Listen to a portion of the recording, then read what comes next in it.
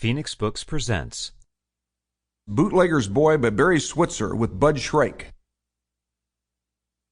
I was traveling through a place that has no day or night when I received a message that would change my life. This was June 12, 1989 in Las Vegas at Caesar's Palace. The slip of paper the clerk handed me read, "Call David Swank as soon as possible in Norman, Oklahoma."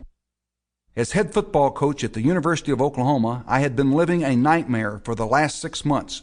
We had had a rape and a shooting in our football dorm. My quarterback had been arrested for selling cocaine to an undercover cop. The National Collegiate Athletic Association, the NCAA, had charged our football program with 16 rules violations and had put us on 3 years probation. And as a weird topper, my quarterback would soon help his dope dealer pal break into my house and steal my trophy case with 25 championship rings in it. It was 4 players who were charged with the raping, the shooting, and the doping. But the media made it seem as if our entire squad was running around like a blood-crazed horde. I never thought I needed to post rules against committing felonies. These were violations of the rules of our society, not just athletic infractions. I still believed, prior to receiving David Swank's message, that I would not only survive as head coach at Oklahoma, I would triumph. I would do what I had done in 1983 when there was a conspiracy to get me fired. I crushed that movement by winning 4 consecutive Big 8 conference championships, winning the national championship in 1985, and by almost finishing number 1 in 1986 and 1987.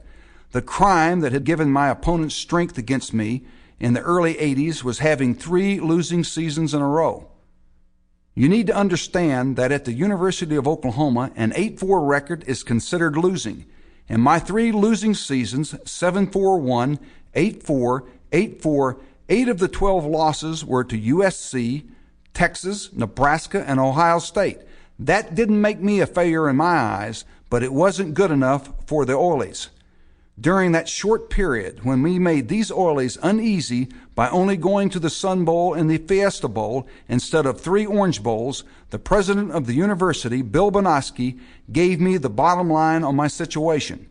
It pointed out clearly the hypocrisy of big-time college athletics. Bonoski, a Church of Christ preacher, said, "Barry, if you'll start going to church every Sunday and marry that little girl you're dating, you could lose 4 games next season and you'll still be my coach. However, if you go 10-2 next season and beat Texas and Nebraska, you don't have to attend church or get married and we won't fire you. But Barry, if you win the national championship, the Regents won't fire you even if we catch you smoking dope."